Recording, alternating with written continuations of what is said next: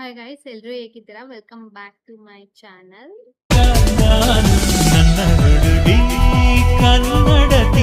Morning ರೂಟೀನ share ಮಾಡೋಣ ಅಂತ. ಮಾರ್ನಿಂಗ್ ರೂಟೀನ್ ಸೇಮೇ ಇರುತ್ತೆ, ಲಾಸ್ಟ್ ಲಾಗಲ್ಲಿ ಇದ್ದಿದ್ದು ಅದೇ ಥರನೇ. ಇವತ್ತು ಥರ್ಸ್ಡೇ ಆಗಿರೋದ್ರಿಂದ ರಾಘವೇಂದ್ರ ಸ್ವಾಮಿ ತುಂಬ ನೆನಪಾಗುತ್ತೆ. ಆಮೇಲೆ ದೇವಸ್ಥಾನಕ್ಕೆ ಹೋಗಿ ಬರೋಣ ಅಂತ ಇವತ್ತು ರೆಡಿ ಆಗ್ತಾಯಿದ್ದೀನಿ. ಸೊ ಬೆಳಗ್ಗೆಗೆ ಎಲ್ಲ ಕಸ ಹೊಡೆದ್ಬಿಟ್ಟು ಹೊರಗಡೆದು ಕಸ ಹೊಡೆದು ರಂಗೋಲಿ ಹಾಕ್ತಾಯಿದ್ದೀನಿ. ರಂಗೋಲಿ ಯಾಕಂದರೆ ಚಿಕ್ಕದು ಹಾಕ್ತಾಯಿದ್ದೀನಿ, ಯಾಕಂದರೆ ಓಡಾಡೋಕ್ಕೂ ಪ್ರಾಬ್ಲಮ್ ಆಗ್ಬೋದು, ಸ್ಪೇಸ್ ಕಮ್ಮಿ ಇದೆ ಅಂತ. ಆಮೇಲೆ ನಮ್ಮಣ್ಣ ಡ್ರೈ ಫ್ರೂಟ್ಸ್ ಇಟ್ಟಿದ್ದ, ನಾನು ಅಮ್ಮ ಡ್ರೈ ಫ್ರೂಟ್ಸ್ ತಿನ್ಕೊಂಡು ಎಲ್ಲರೂ ಮಾತಾಡ್ತಾ ಇದ್ದೀವಿ.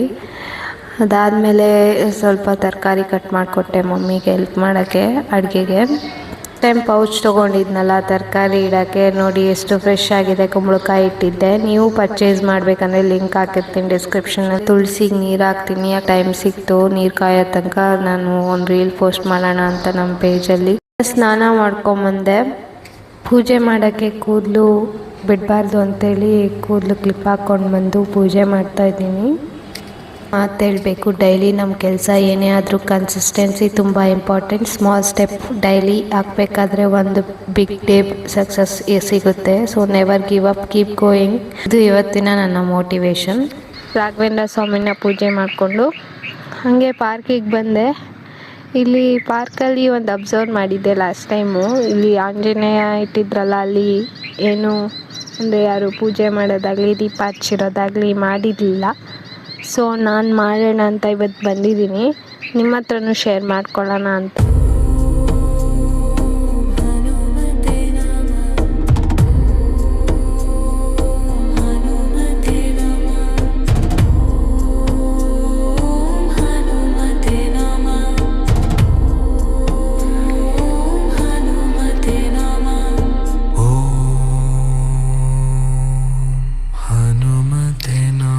ನಿಮ್ಮ ಕಷ್ಟ ಯಾವಾಗಲೂ ದೇವ್ರ ಹತ್ರ ಹೇಳ್ಕೊಳ್ಳಿ, ಯಾಕಂದರೆ ದೇವ್ರು ನಿಮ್ಮನ್ನ ಜಡ್ಜ್ ಮಾಡಲ್ಲ. ಆದರೆ ಮನುಷ್ಯರಾದರೆ ನಿಮ್ಮನ್ನ ಜಡ್ಜ್ ಮಾಡ್ತಾರೆ, ನೀವು ಆ ಥರ ಈ ಥರ ಅಂತ. ಸೊ ಅವ್ರೇನು ಮಾಡೋಕ್ಕಾಗಲಿಲ್ಲ ಅನ್ನೋ ನಿಮ್ಮ ಬಗ್ಗೆ ಮಾತಾಡೋದು ಜಾಸ್ತಿ ಆಗುತ್ತೆ.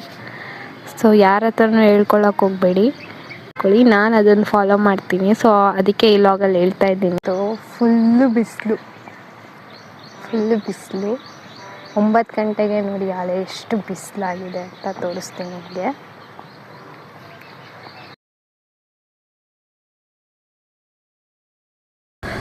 ಪಾರ್ಕಿಂದ ಲೆಫ್ಟಲ್ಲಿ ಮನೆಗೆ ಬಂದೆ. ಮನೆಗೆ ಬಂದುಬಿಟ್ಟು ಟಿಫನ್ ಮಾಡ್ತಾಯಿದ್ದೀನಿ. ಟಿಫನ್ ಏನಂದರೆ ಇವತ್ತು ಪುರಿ ಉಸ್ಲಿ ಮಾಡಿದ್ವಿ. ಆಮೇಲೆ ಮತ್ತೆ ಸ್ವಲ್ಪ ಕಾಳು ಅಣ್ಣನಿಗೂ ಕೊಟ್ಟಿರ್ತೀವಿ, ಸೊ ನಾವು ತಿಂತಾಯಿದ್ದೀವಿ. ಅಲ್ಲಿಂದ ಟೆಂಪಲ್ಗೆ ಹೊರಟೆ. ರಾಘವೇಂದ್ರ ಸ್ವಾಮಿ ಟೆಂಪಲ್ನ ತುಂಬ ದಿವಸದಿಂದ ಹುಡುಕ್ತಾ ಇದ್ದೆ. ಎದುರುಗಡೆ ಮನೆಯವ್ರು ಕನ್ನಡದವ್ರು ಸಿಕ್ಕಿದ್ರು, ಅವ್ರು ಹೇಳಿದ್ರು ಹೋಗ್ರಿ ಅಂತ. ಇಲ್ಲಿ ನೋಡಿ ಟೆಂಪಲಿಗೆ ಬಂದರೆ ಯಾವುದೋ ಮನೆ ಥರ ಕಾಣಿಸ್ತಾ ಇದೆ. ನನ್ನ ಮನೆಯೇ ಅಂತ ಕನ್ಫ್ಯೂಸ್ ಆಗಿಬಿಟ್ಟಿದ್ದೆ. ಆದರೆ ಇಲ್ಲಿ ನೋಡಿದ್ರೆ ಫಸ್ಟ್ ಫ್ಲೋರಲ್ಲಿದೆ.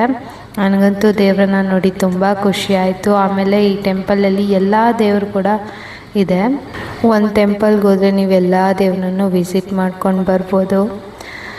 ಲಕ್ಷ್ಮೀ ದೇವಿ, ಆಮೇಲೆ ವೆಂಕಟೇಶ್ವರ, ಆಮೇಲೆ ತುಂಬ ದೇವರುಗಳಿದೆ, ರಾಮ ಲಕ್ಷ್ಮಣ ಸೀತಾ, ಎಲ್ಲ ದೇವರು ಕೂಡ ಇದೆ.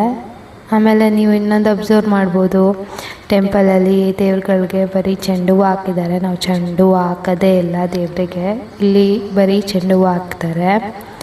ಆಮೇಲೆ ನಾನು ಅಮ್ಮ ಕೂತ್ಕೊಂಡು ಸ್ವಲ್ಪ ಪ್ರಾರ್ಥನೆ ಮಾಡಿದ್ವಿ. ಅದಾದಮೇಲೆ ರಾಘವೇಂದ್ರ ಸ್ವಾಮಿನ ದರ್ಶನ ಮಾಡೋ ಟೈಮ್ ಬಂದೇ ಬಿಡ್ತು. ನೋಡಿ ನನಗಂತೂ ಎಷ್ಟು ಖುಷಿ ಆಗ್ತಿದೆ. ನಾನು ಲಾಸ್ಟ್ ಟೈಮ್ ಬೆಂಗಳೂರಲ್ಲಿ ಹೋಗಿದ್ದು ಟೆಂಪಲ್ಗೆ, ಈಗಲೇ ಬರ್ತಾ ಇರೋದು ಮತ್ತು ವಿಸಿಟ್ ಮಾಡ್ತಾ ಇರೋದು. ಇಲ್ಲಿ ಒಂಥರ ಡಿಫ್ರೆಂಟ್ ಆಗಿದ್ರು ಏನೋ ಅನಿಸುತ್ತೆ ರಾಘವೇಂದ್ರ ಸ್ವಾಮಿ ನೋಡಿದ್ರೇ ಖುಷಿ ನನಗೆ.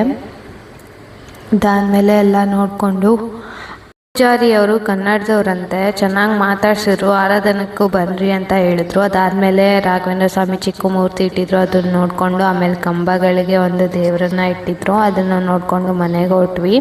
ಈ ಲಾಗ್ ಇಷ್ಟ ಆಗಿದ್ರೆ ಲೈಕ್, ಶೇರ್, ಕಮೆಂಟ್ ಮಾಡಿ. Thank you for watching.